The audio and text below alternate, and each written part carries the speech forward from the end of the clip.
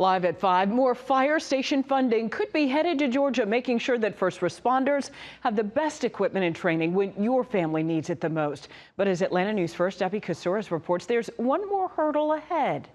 The Fire Grants and Safety Act will reauthorize grant programs to provide federal funding to Georgia fire departments. Those programs were set to expire in July. For volunteer departments in rural counties, they say that funding is critical. The city of Homer is a town of 700 people. Most of their firemen and women are volunteer.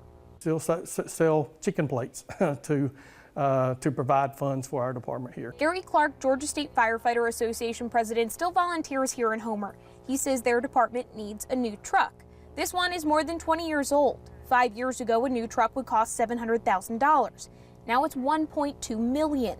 That's a lot of chicken plates. Just skyrocketed. It eats into a lot of other budgetary items that the city or counties may have. Last year, they received more than $90,000 for necessary air packs from the grants and more than $100,000 for training.